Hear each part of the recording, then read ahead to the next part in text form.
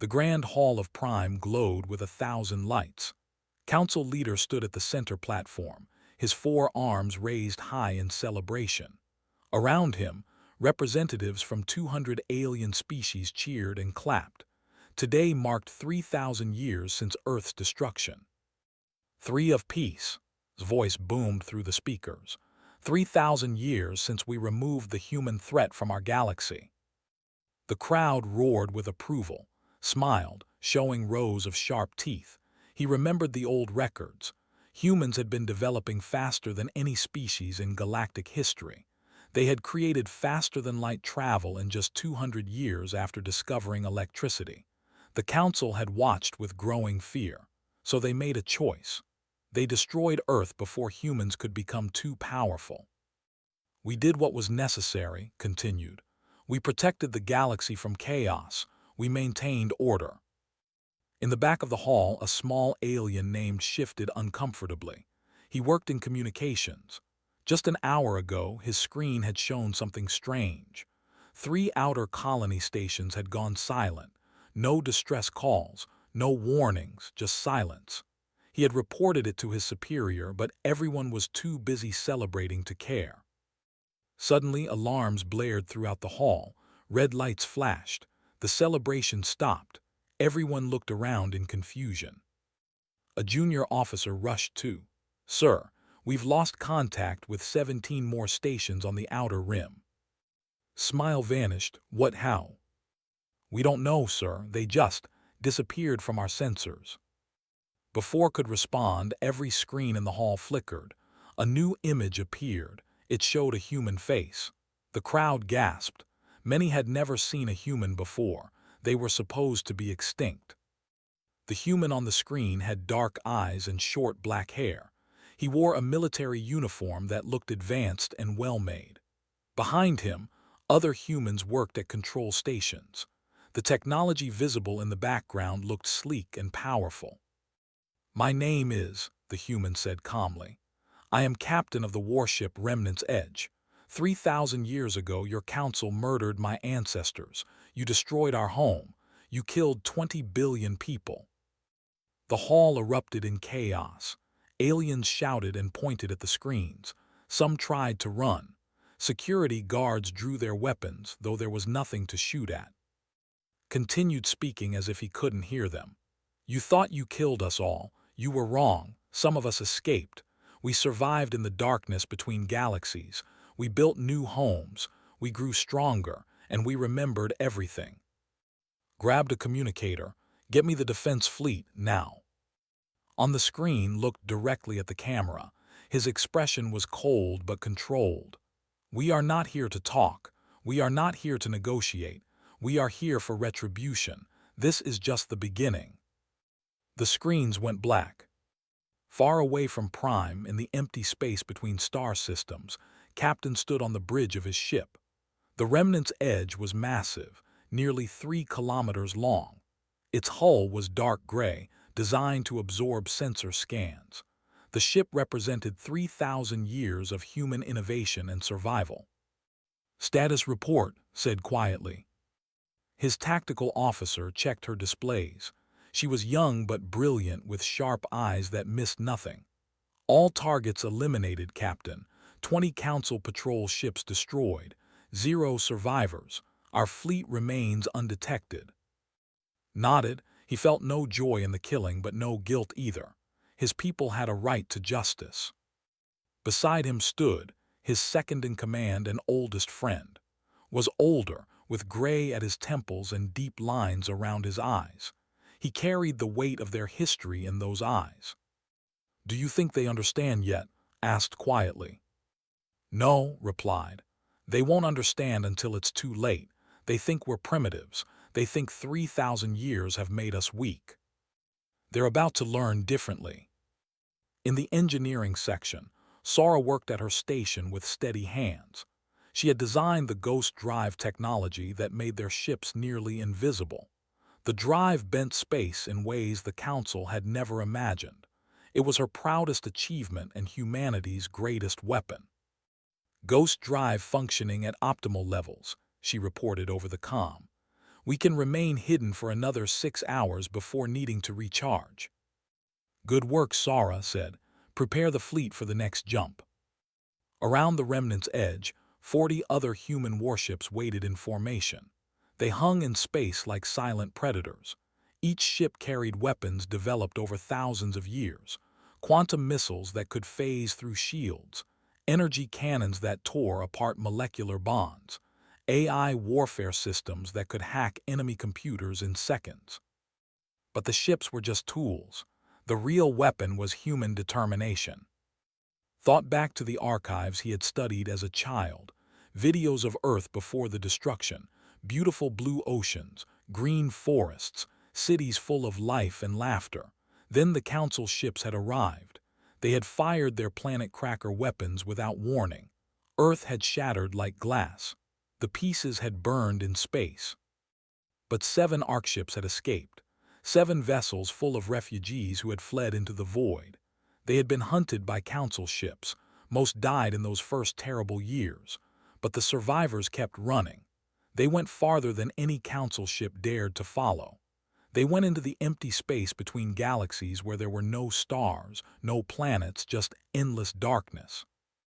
There they had built new homes, mobile habitats powered by fusion reactors, farms that grew food under artificial lights, schools where children learned never to forget where they came from.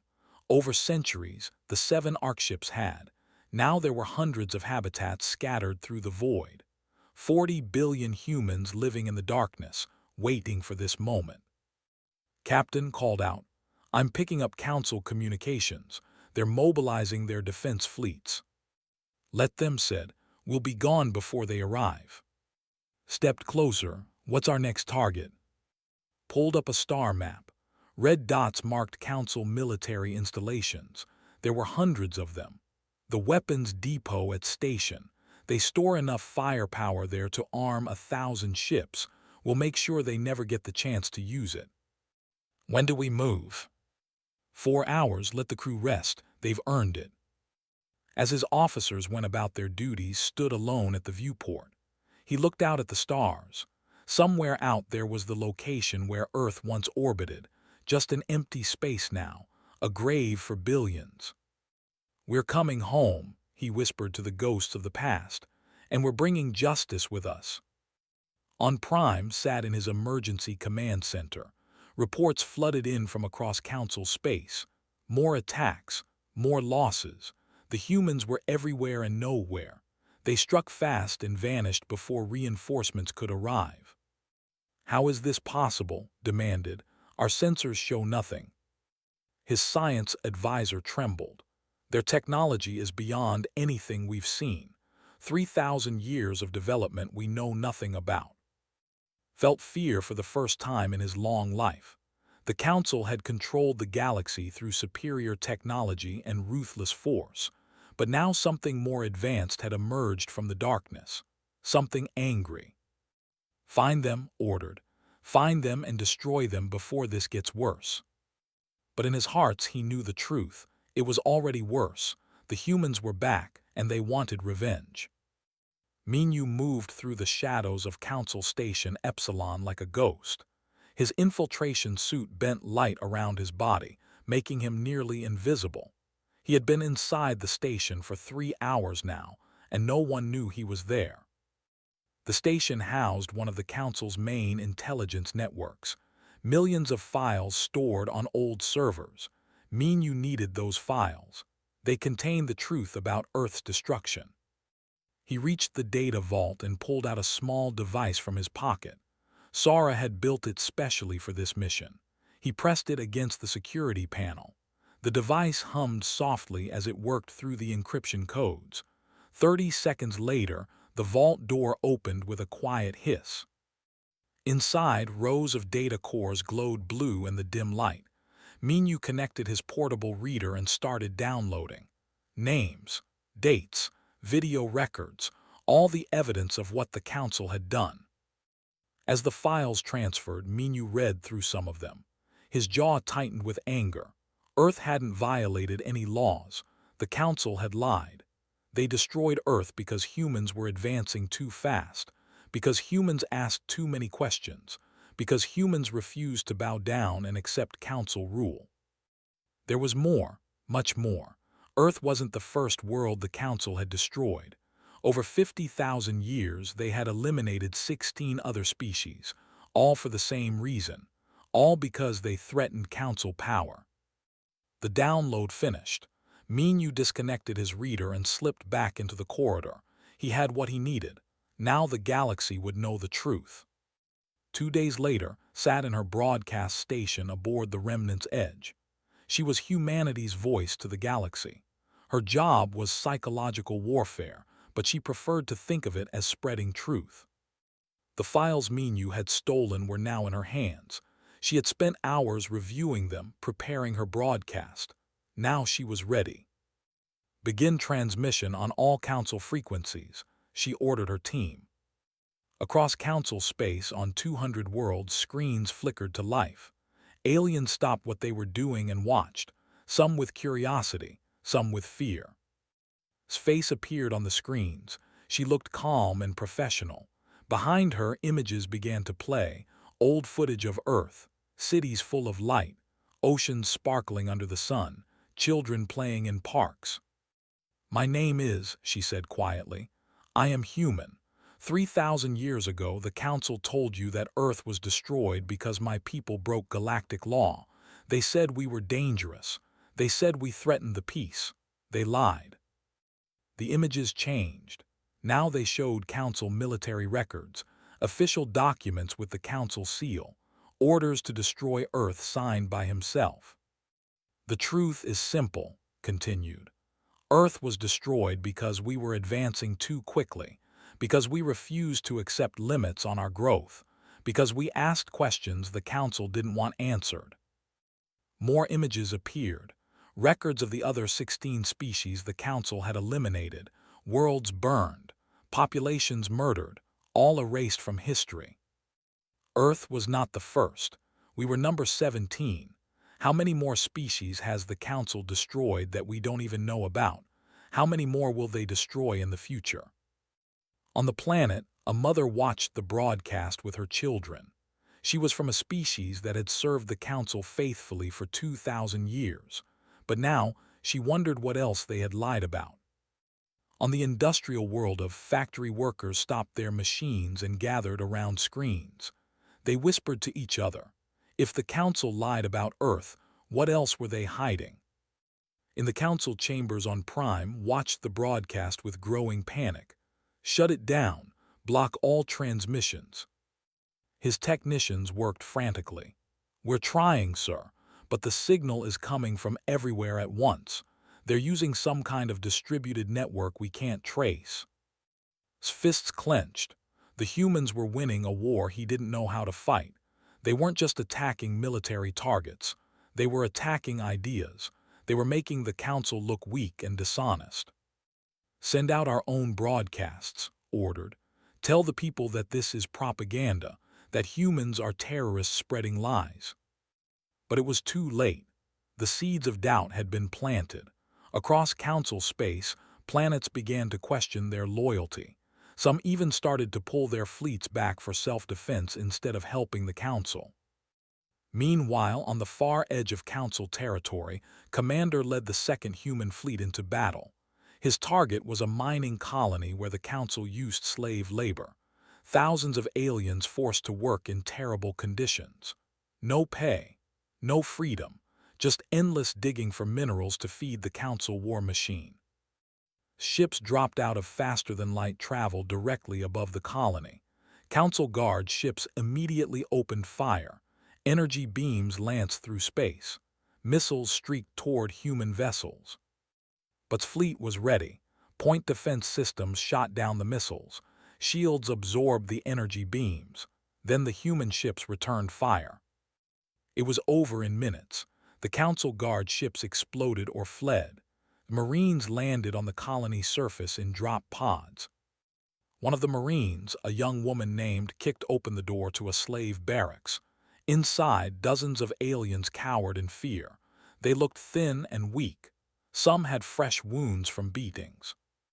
"We're not here to hurt you," said through her translator. We're here to free you.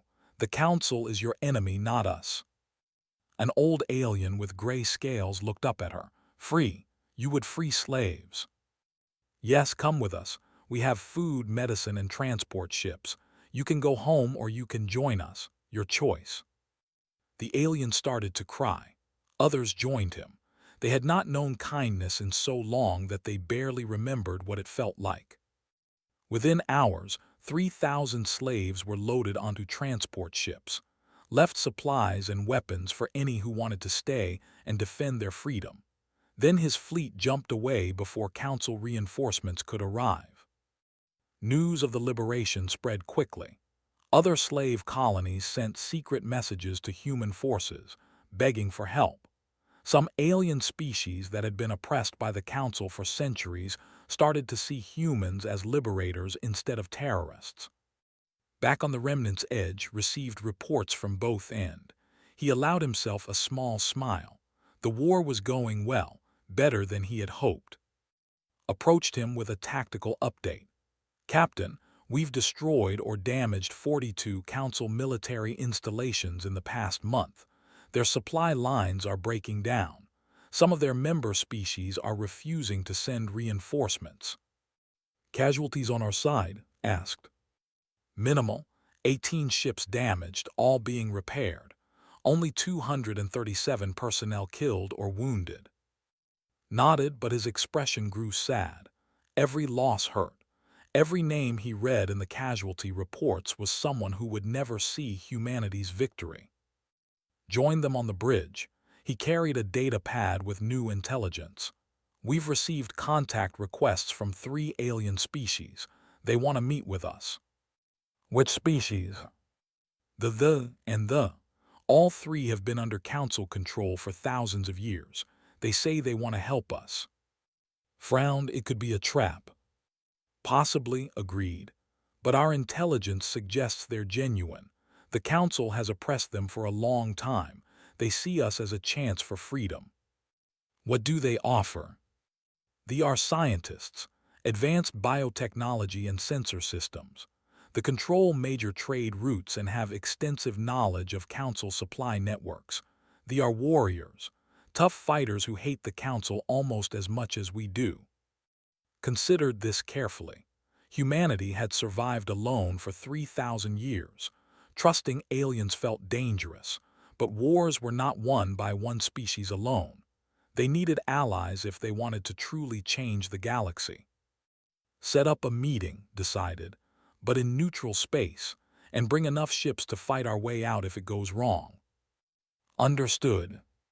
3 days later, stood in a conference room aboard a neutral station in unclaimed space. Across from him sat representatives from the 3 alien species. The delegate looked like a large insect with blue-green carapace and multiple eyes. They resembled an octopus that walked on 4 tentacles. There was a heavy creature covered in thick armor plates with burning orange eyes.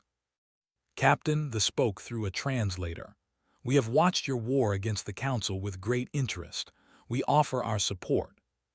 "Why?" asked bluntly. "What do you gain?" The growled, "Freedom. The Council has kept us weak for 5,000 years. They limit our technology. They control our trade. They take our resources. We want them gone." The added, "We can help each other. You have military power but limited knowledge of Council territory. We have networks everywhere. Together, we can win." Studied them carefully. He saw desperation in their faces but also hope. They wanted what humanity wanted, a chance to be free. "If we work together," said slowly, "then we all have equal say. No species commands another. No species is superior. We fight as equals or we don't fight at all." The 3 aliens looked at each other. Then they spoke. "Agreed, we are equals in this war." They sealed the alliance with formal documents.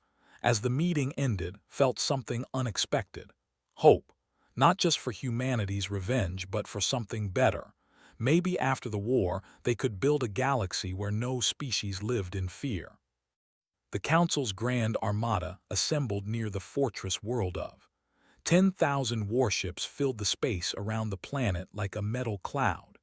It was the largest military force the Council had gathered in 2,000 years.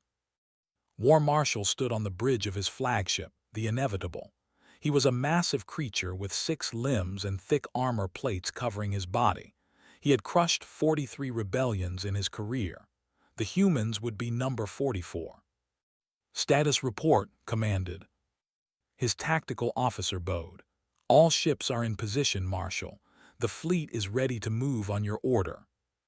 "Good. We have tracked the human supply routes to the Void Nebula. Their colony clusters hide there. We will destroy them all in one strike." The officer hesitated. "Marshal, our intelligence suggests the humans have significant defensive capabilities. Perhaps we should." "Silence," roared. "They are refugees living in the darkness. They have numbers but not the strength of the Council. We will crush them like the insects they are." The Grand Armada jumped into faster-than-light travel, 10,000 ships moving as one toward human space.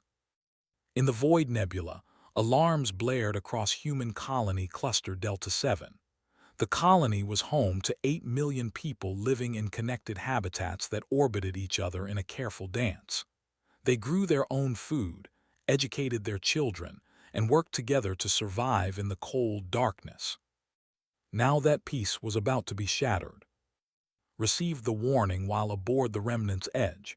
His face went pale as he read the sensor data. 10,000 ships. Confirm the numbers. "Yes, Captain. The largest Council fleet in recent history. They're heading straight for Delta 7. Cursed under his breath. "We only have 1,200 ships in this sector. We can't fight that many." His mind raced. Delta 7 held 8 million civilians. Evacuating them would take days they didn't have. The Council fleet would arrive in 6 hours. They had to fight. There was no other choice. "Send word to all human ships in range," ordered. "Everyone converges on Delta 7. We make our stand there." "That's still only 1,500 ships against 10,000, said quietly. "I know, but we have something they don't. We're fighting for our homes, for our families. That has to count for something." Paused. "And we're smarter than they are." He called an emergency strategy meeting. All ship captains joined via secure channels, looked at their faces on the screens.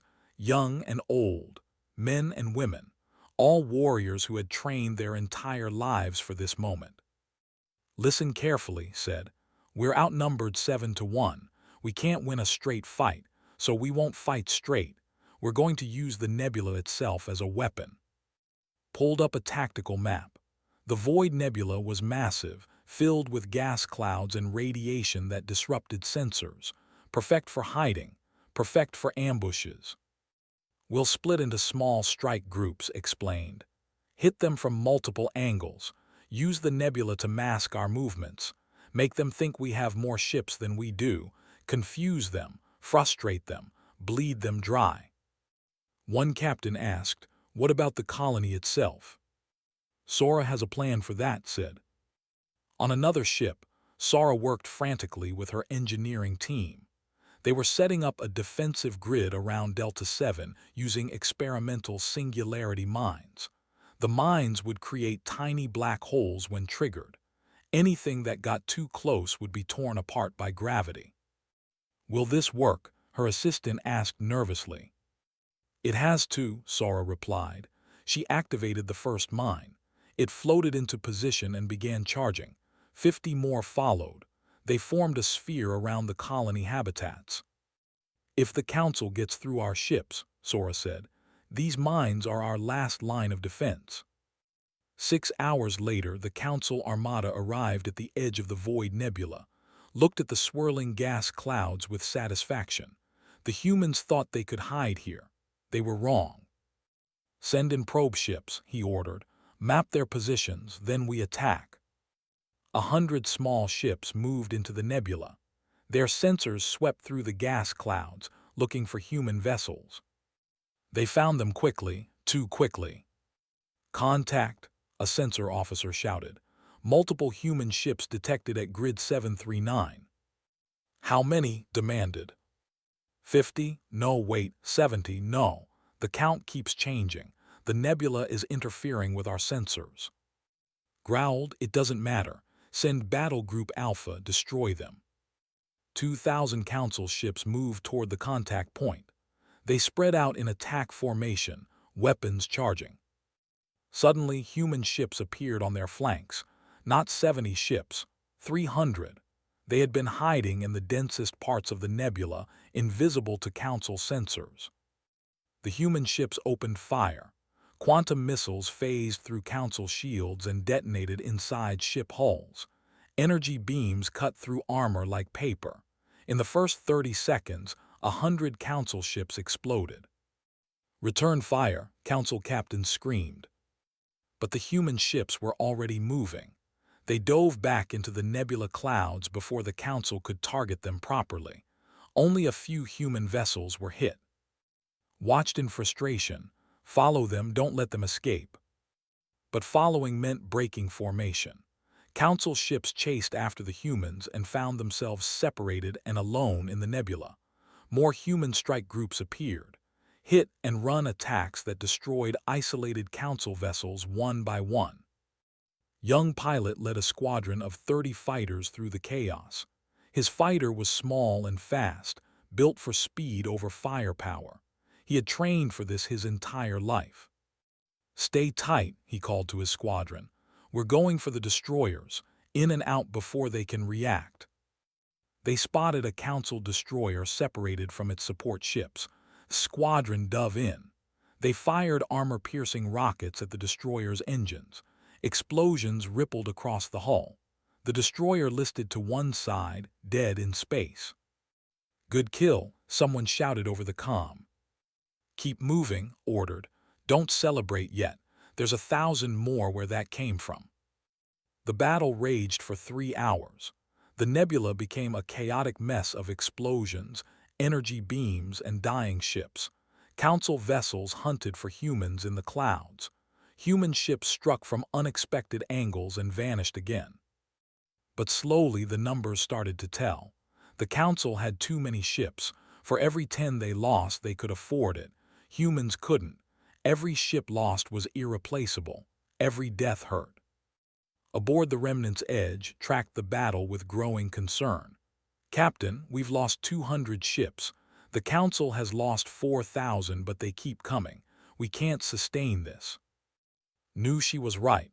They were winning tactically but losing strategically. Time to change the game. "Activate the singularity mines," he ordered. Sora received the command. She took a deep breath and pressed the activation sequence. Around Delta 7 Colony, 50 singularity mines armed themselves.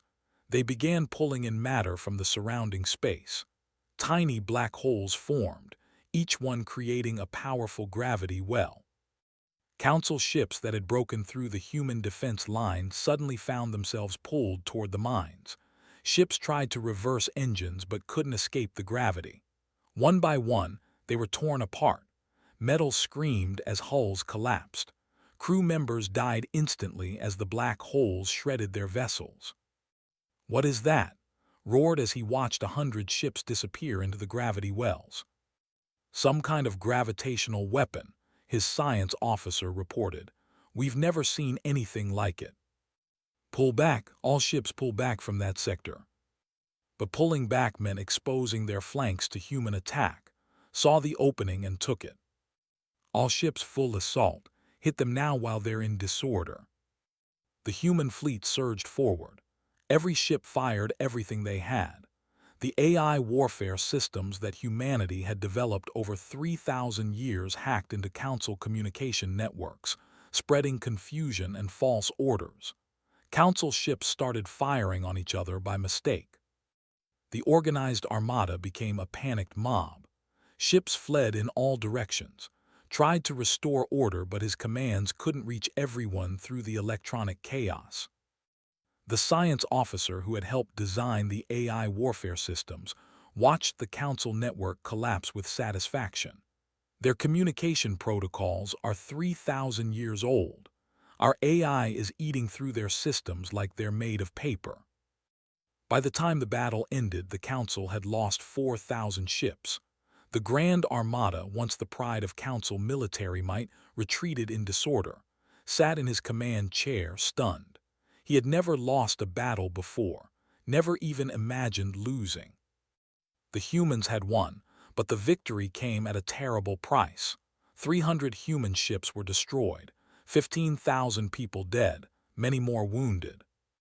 In the medical bay of the Remnant's Edge worked frantically to save the injured. She was the chief medical officer and she had barely slept in the past day. The wounded kept coming.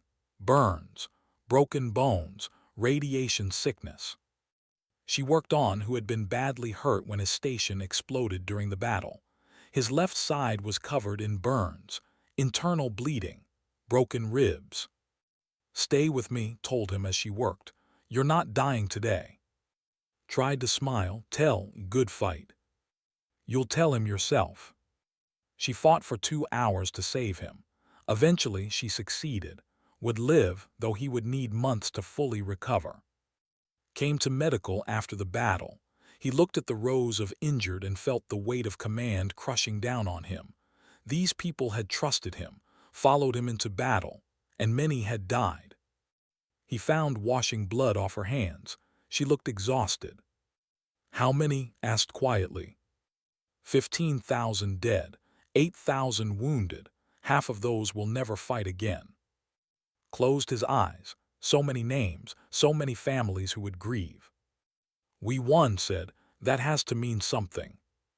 "Does it? We won this battle, but the war isn't over.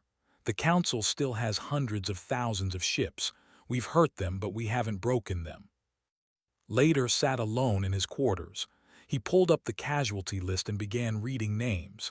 He owed them that much, to remember, to honor their sacrifice. One name caught his eye, a young woman named. She had been a communications officer on a destroyer that was lost, remembered meeting her once. She had smiled and said she was honored to serve. She had been 19 years old. A message came through from Minu. The intelligence officer had more news, bad news. "Captain, I've intercepted Council communications.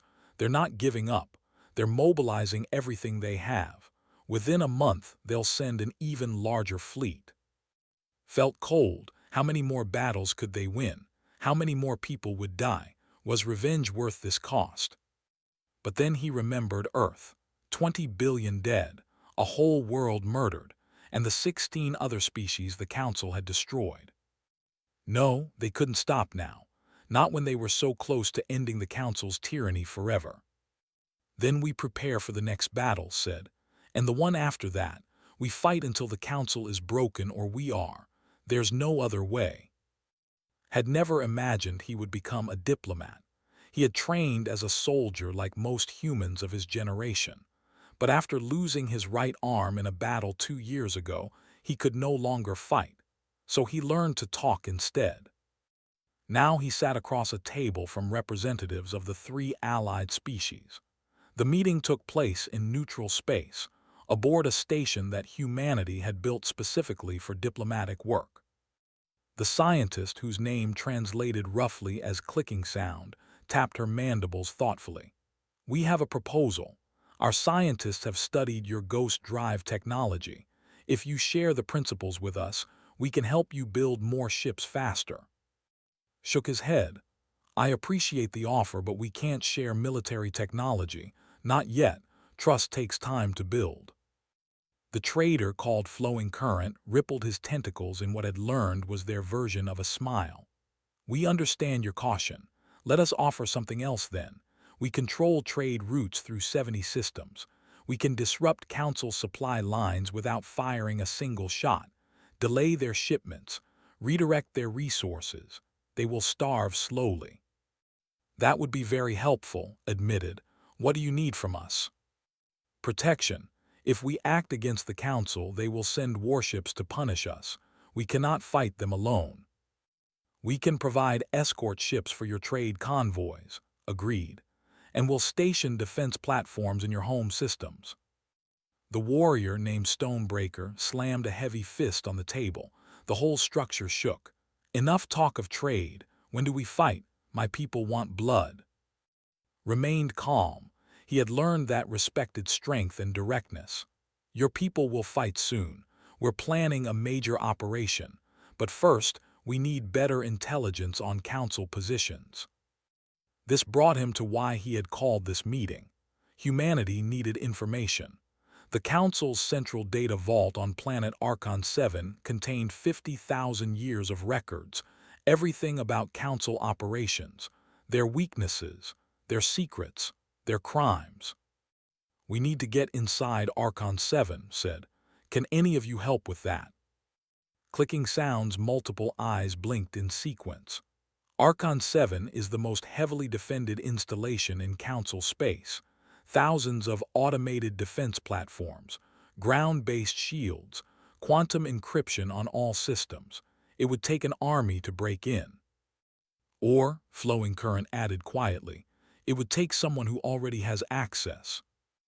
Everyone turned to look at he rippled his tentacles nervously. "My cousin works in the archives on Archon 7. He is not a warrior, he is a simple librarian, but he has access to the data cores." Leaned forward, "Would he help us?" "Perhaps. He has no love for the council. They pay him poorly and treat him with disrespect. But he is afraid. If he is caught helping you, they will execute him and his entire family line." "Then we make sure he isn't caught," said. "Can you arrange a meeting?"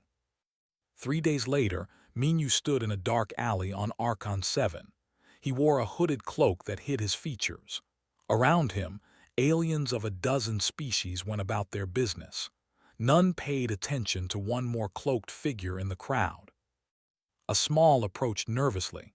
This was Flowing Current's cousin, who went by the name Gentlewave. He looked scared. "You are the human?" Gentlewave asked quietly in his own language. Minyu's translator converted the words to something he could understand. "I am. You're taking a great risk meeting me." "I know, but I have read the files in the archives. I know what the council has done. To your people and to mine, it must end. Will you help us?" Gentlewave produced a small data crystal. "This contains access codes to the main vault, but they change every 3 days. You must use them quickly. I can guide you through the security systems remotely, but you will need someone physically inside to download the data." Minyu took the crystal carefully. "Thank you. After this is over, if you want to leave Archon 7, we'll give you and your family sanctuary. I may take you up on that offer." 2 nights later, Minyu led a small team through the underground maintenance tunnels beneath Archon 7's archives. With him were Sora and 2 Marines named and Bora. They moved silently through the dark passages. Sora consulted her scanner. "Security patrol passing overhead. Wait 30 seconds." They pressed against the tunnel wall and held their breath. Heavy footsteps echoed above them. Voices spoke in a language none of them understood. Then the patrol moved on. "Clear," Sora whispered. They reached an access hatch directly beneath the main data vault. Sora attached a small device to the hatch lock. It worked through the code in seconds. The hatch opened silently. One by one, they climbed into the vault. Rows of data cores stretched into the darkness. Each core contained millions of files, the complete history of the Galactic Council. "Gentlewave, we're inside," Minyu spoke into his comm. This voice came back, distorted by encryption. "Good. I am disabling the internal sensors now. You have 10 minutes before the automatic reset." Sora moved to the central control panel. Her fingers flew over the keys. "Starting download. This is going to take 8 minutes. "Then we have 2 minutes spare," said, her weapon ready. "Everyone stay alert." The download proceeded smoothly. Sora watched the progress bar creep upward. 50,000 years of data flowing into her portable storage unit. Evidence of every crime the Council had committed. With 1 minute left, alarms suddenly blared throughout the building. "What happened?" Minyu demanded. Gentlewave's voice came through panicked. "I don't know, the system detected something. Guards are coming." "How long until download completes?" asked. 45 seconds, Sora replied. Then we hold here for 45 seconds. And Bora took positions at the vault entrance. They could hear footsteps running toward them. Lots of footsteps.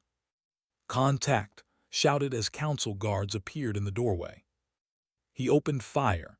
His weapon made a soft whirring sound as it shot charged particles. The first two guards fell. More pushed forward behind them. Bora threw a grenade. It exploded with blinding light. The guards fell back, disoriented. 20 seconds, Sora called out. More guards arrived. Energy beams shot past his head. He ducked behind a data core. Return fire shredded the metal above him. 10 seconds. Joined the firefight. Her aim was perfect. Every shot found a target, but there were too many guards. They would be overwhelmed in moments. "Done," Sora shouted. She disconnected the storage unit. "We have everything." "Fall back to the tunnel," Minyu ordered. They ran. Energy beams scorched the walls around them, was hit in the leg and stumbled. Bora grabbed him and half-carried, half-dragged him forward. They dropped through the hatch one by one. Minyu was last. As he descended, an energy beam caught his shoulder. Pain exploded through him, but he kept moving. The hatch sealed behind them. "Run!" shouted. They sprinted through the maintenance tunnels. Behind them, they could hear guards trying to force the hatch open. The team reached their extraction point, a small service entrance on the edge of the city. An unmarked shuttle waited there. They piled inside. The pilot, a human woman named, immediately lifted off. "We've been spotted," reported. "3 patrol ships incoming." "Lose them," Minyu ordered, clutching his wounded shoulder. Was an excellent pilot. She dove the shuttle between buildings, flew through narrow gaps, and pulled maneuvers that made everyone's stomach lurch. The patrol ships tried to follow but couldn't match her skill. They broke atmosphere and jumped to faster-than-light travel before the Council could organize a proper pursuit. Safe aboard the Remnant's edge, Sora handed the storage unit to. 50,000 years of Council history, everything they ever did, every lie they ever told, every species they ever destroyed. His eyes gleamed. "This is exactly what we need. With this, we can turn the entire galaxy against them." She worked for 3 days straight, organizing the information. She created a documentary that showed the Council's crimes across, the destroyed worlds, the enslaved populations, the lies and manipulation. Then she broadcast it on every frequency across Council space. The reaction was immediate and explosive. Riots broke out on 100 worlds. Entire species demanded answers from their Council representatives. Ships began deserting from Council fleets. Governors resigned. Military commanders refused orders. On the planet, the population rose up against their Council-appointed leader. They dragged him from his palace and demanded independence. On the industrial world of Hammer's Forge, the workers went on strike. The factories that produced Council warships fell silent. Even on Prime itself, protests filled the streets. Citizens demanded that step down. The Council was collapsing from within, but was not finished yet. In his command center, he watched the galaxy burn and felt no remorse, only rage. "Activate final protocol," he ordered. His advisors looked at him in shock. "Sir, final protocol hasn't been used in 10,000 years. It's too dangerous." "Do it," roared. "If we cannot maintain order, then we will impose it through fear." Deep in secret locations across Council space, ancient weapons came online. Planetary siege platforms that had been built during the Council's earliest wars. Weapons powerful enough to crack worlds. The first target was the largest human colony habitat, Delta 7, 8 million civilians, the same colony that had survived the Great Battle. A Council operative sent an encrypted message too. It contained 3 words: "They target Delta 7. Felt ice form in his veins. "How long do we have?" 72 hours, reported after checking intelligence feeds. "The siege platforms need 3 days to charge." Where are the platforms located? 3 different systems, all heavily defended. Called an emergency meeting. All senior officers gathered around the holographic display. We need to destroy 3 siege platforms in 3 days, explained. Each one is protected by at least 200 ships and planetary defense systems. We don't have enough forces to attack all 3 simultaneously. Spoke up. Then we don't attack simultaneously. We hit them one after another. Fast strikes before they can reinforce. That means each attack force will be small, pointed out. He was recovering from his injuries but insisted on attending. We'll be outnumbered 10-1 at each target. Then we make it count, said. I'll lead the first attack. Give me 300 ships. We'll hit the platform in the system. Wanted to refuse. It was a suicide mission. But they had no choice. Delta 7 had to be protected. Approved, said quietly. I'll take the second platform. You coordinate the fighters for the third strike. They had 72 hours to save 8 million lives. Fleet jumped into the system 60 hours before the deadline. Immediately, they were surrounded by Council ships. Energy beams and missiles filled space. All ships attack Pattern Omega, ordered. Target the platform's power core. The human ships drove forward like a spear. They took terrible damage.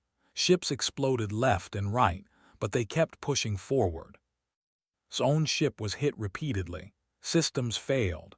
Hull breaches killed dozens of crew members, but still he pushed on. Sir, we can't make it, his tactical officer shouted. They have too many ships. Looked at the platform looming ahead, so close, just a few more kilometers. He made a decision. All ships fall back. I'm going in alone. Sir, no. That's an order. Get our people home safely. Before anyone could stop him, disconnected from the fleet network, he aimed his damaged ship directly at the siege platform and pushed the engines to maximum. His explosives expert understood what was happening. Sir, if you're doing this, we should maximize the impact. I can overload the reactor. It'll make a much bigger explosion. Do it, said calmly. They worked together in the final minutes, overriding safety systems, channeling all power into the reactor core. The ship accelerated faster and faster toward the platform. Council ships tried to stop them, but it was too late. His vessel slammed into the siege platform at nearly the speed of light.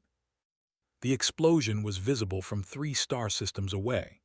The platform, the Council ships nearby, and his vessel all vanished in a ball of nuclear fire. But Delta 7 was safe, at least from one threat. Received the news while preparing for his own attack. He sat down heavily when he heard that was gone, his friend, his companion from childhood, dead. But there was no time to grieve. 2 more platforms remained. 8 million people still needed saving. We move in 1 hour, said, his voice hollow. Didn't die for nothing, we finished this. His fleet emerged from faster-than-light travel near the second siege platform. The platform hung in space like a metal moon, bristling with weapons. Around it, 300 Council ships waited. All ships engage, ordered. The battle was brutal and quick. Human ships used every trick they had learned over 3,000 years. They coordinated perfectly through AI systems. They struck weak points with precision. They fought with desperate courage. But the cost was terrible. Half of ships were destroyed in the first 10 minutes.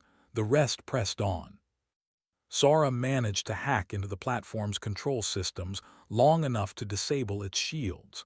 That gave the opening he needed. All remaining ships concentrate fire on the power core. Every weapon fired at once. The platform's core overloaded and exploded. The massive structure tore itself apart from the inside. Ship barely escaped the debris field. Only 60 ships remained from the 300 he had brought. 2 platforms destroyed, 1 to go. Young pilot led the attack on the 3rd platform. His fighter squadron was supported by only 200 ships. They faced 500 Council vessels and the most heavily armed platform of all. "This is going to be rough," told his pilots. "Stay close, watch each other's backs, and remember why we're fighting." The battle was chaos. Fighters weaved between capital ships. Explosions lit up space like fireworks. Squadron took horrific losses. Friends he had trained with for years vanished in balls of fire. But they kept fighting. They had to. 8 million people depended on them. Spotted a weakness in the platform's defenses. A small gap where their point defense systems didn't overlap. It was barely large enough for a fighter to squeeze through.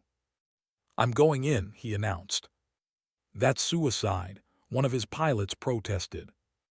"Maybe, but it's also the only way. Cover me." His remaining fighters formed a protective screen, pushed his fighter to maximum speed. Energy beams shot past him. One grazed his wing. Alarms blared in his cockpit. He reached the gap and dove through. The platform's interior defenses activated immediately. Automated guns tracked his movement. He rolled and dodged, his reflexes pushed to their absolute limit. There, the reactor core, right in front of him. Armed every weapon his fighter carried. Missiles, torpedoes, energy cannons. He fired everything at once. The core ruptured, tried to pull up and escape, but the explosion caught him. His fighter disintegrated. His last thought was that Delta 7 would be safe. 8 million people would live because of what he did. When the news reached the human fleet, there was silence. So many dead, thousands of others. The price of victory had been almost too much to bear. But Delta 7 was saved. The siege platforms were destroyed. 8 million civilians would see another day. Sat in his quarters and wept for his fallen friends, for all the people who had died in this war, for the galaxy that had forced them to become killers. When he was done crying, he stood up, dried his eyes, and returned to his bridge. The war was not over yet. The Alliance fleet assembled in unclaimed space. 5,000 ships. Human vessels sailed alongside science ships, cruisers, and battlecruisers. More species had joined them after seeing the Council's crimes exposed. The oppressed had found hope. Stood before a holographic display showing all the assembled captains. Thousands of faces looked back at him. Human, and a dozen other species. 3,000 years ago, began, the Council destroyed my home. They killed 20 billion of my people. They told the galaxy that we were dangerous, that we deserved to die. They lied. The captains listened in silence. Over 50,000 years, the Council has destroyed 17 species. They have enslaved hundreds more. They have built their empire on fear and murder. Today, we end that empire. He pointed at the star map. Our target is Prime, the Council's capital, their center of power. We will not destroy the planet. We will not murder civilians. We are not like them. But we will remove the Council from power and bring them to justice. Pulled up tactical displays. Prime is defended by 2,000 ships and planetary shields. The fighting will be intense. "We know," said Stonebreaker, the commander. "We are ready to bleed for freedom." "Then let's finish this," said. All ships jumped to Prime. The fleet vanished into faster-than-light travel. On Prime, alarms screamed as 5,000 ships appeared in orbit, rushed to his command center. He looked at the sensor displays in disbelief. 5,000 ships, how? His military advisor trembled. "They have allies, sir. Multiple species have joined them. Our empire is fracturing." Slammed his fist down. "Launch all defensive ships. Activate the planetary shields. We will not fall." 2,000 Council ships rose to meet the attackers. The battle began. It was the largest space battle in galactic history. Ships filled the orbital space around Prime like a swarm of metal insects. Weapons fire created a light show visible from the planet's surface. Coordinated the Allied fleet with brilliant precision. She had studied Council tactics for years. She knew their weaknesses. She exploited every mistake. The ships targeted Council sensors with electromagnetic pulses. The ships cut off retreat routes. The warriors crashed into Council lines with brutal force, and human ships struck with surgical precision at command vessels.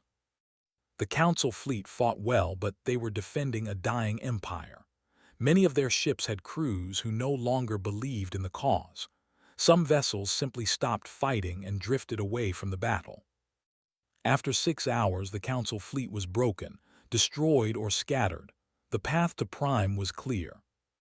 Sora worked with technicians to crack the planetary shield codes. It took them 2 hours of intense work. When the shields finally flickered and died, the Allied fleet moved into position. But they did not fire on the cities below. They did not unleash destruction on civilian targets. Instead, sent a message directly to the Council chambers. "This is Captain of the human fleet. Your military is defeated. Your shields are down. Surrender now and your people will not be harmed. Refuse and we will come get you ourselves. You have 1 hour." In the Council chambers, looked around at his fellow Council members. Many avoided his gaze. Some were crying. Others looked angry. "We cannot surrender," said. "The Council has ruled for 50,000 years. We cannot let it end like this." An older Council member spoke up. "It already has ended. We lost this war the moment we destroyed Earth. We created our own enemy. We gave them a reason to become stronger than us." "So what do we do?" another asked. "We surrender. We face justice. Perhaps if we are very lucky, they will be more merciful to us than we were to them." Wanted to argue, but he knew it was over. The Council's reign had ended. "Very well," he said quietly. "Send the surrender signal. Let a strike team down to the surface." With him were, still recovering but insisting on being there, Sora and 50 Marines. They landed at the Council chambers and marched inside. The building was massive and ancient. 50,000 years of history in these halls. 50,000 years of decisions that shaped the galaxy. Now it would all change. They found and the other Council members waiting in the main chamber. The aliens looked defeated, scared, some defiant. Walked up too. They looked at each other for a long moment. The human captain and the Council leader who had celebrated Earth's destruction. 3,000 years, said quietly. "You thought we were gone, you thought you had won. You were wrong." His pride wouldn't let him look away. "What happens now? Do you execute us? Destroy this world like we destroyed yours?" "No," said. "We are not you. We don't murder the helpless. You will face trial. All your crimes will be exposed. The galaxy will judge you. And whatever sentence is given, you will serve it." "And what about the Council? What about galactic governance?" "The Council is dissolved. In its place, we will build something new, something fair, where no species rules over others, where everyone has a voice. We call it the Galactic Accord." Over the following months, the transformation began. The Council members were tried for their crimes. Evidence from the archives Minu had stolen was presented. The trial was broadcast across the galaxy so everyone could see. Most Council members were found guilty. Some were sentenced to prison, others to community service, forced to help rebuild the species and worlds they had oppressed, received life imprisonment on a prison world, guarded by the very species he had once ruled. The Galactic Accord was established with representatives from all member species. Humans took a leadership role, along with and others, but no species had absolute power. Decisions were made by consensus. Became one of the first ambassadors of the Accord. He worked tirelessly to heal the wounds of the past and build trust between former enemies. Took command of the Accord peacekeeping fleet. Her job was to protect member worlds and stop conflicts before they escalated into war. Sora led the Scientific Council. Species shared technology and knowledge for the first time in galactic history. Innovation flourished. Minu continued his intelligence work, but now he focused on finding and freeing the remaining oppressed populations across the galaxy. became the Accord's chief communicator, spreading messages of hope and unity. And he retired from military service. He had fought enough, killed enough. Now he wanted to build instead of destroy. He became an ambassador and helped design the settlement of New Earth. The planet was in humanity's original star system, orbiting the same sun that had warmed old Earth. It wasn't the same world, but it was close enough. 1 year after the war ended, stood on New Earth watching the sunset. The sky turned orange and purple. Wind rustled through newly planted grass. In the distance, he could see the lights of the first city being built. Minyu walked up beside him. The intelligence officer looked tired but content. "The last slave colony was liberated today," Minyu said. "That's all of them. Everyone is free." "Good," replied. They stood in silence for a moment, watching the sun sink toward the horizon. "Was it worth it?" Minyu asked. "All the death, all the pain, was it worth it to get here?" Thought about who had sacrificed himself to save millions. About who had died ensuring the siege platforms failed. About the 15,000 who fell in the Battle of Void Nebula. About all the names on the memorial they had built. "Ask me that question again in 100 years, said finally. "When the children born today never have to know the fear of oppression, when no species lives in terror of being destroyed for growing too strong, when the galaxy is truly free, then I'll know if it was worth it." "That's a good answer," Minyu said. In the city, construction lights blazed as workers from a dozen species built humanity's new home together. Human engineers worked alongside scientists. Traders established markets. Warriors helped with heavy lifting. It wasn't perfect. There were still disputes, still conflicts, still prejudice and fear. Old wounds didn't heal overnight. But it was better, so much better than what came before. A monument stood at the center of the city, a black stone pillar with words carved in 100 languages, the same message repeated over and over. To remember the dead, to protect the living, never again. Placed his hand on the cool stone. He thought of Earth, of his ancestors who had died 3,000 years ago, of his friends who had died in the war of Retribution. "We did it," he whispered to them. "You can rest now. We made sure no one else will suffer like you did. We made sure the galaxy is free."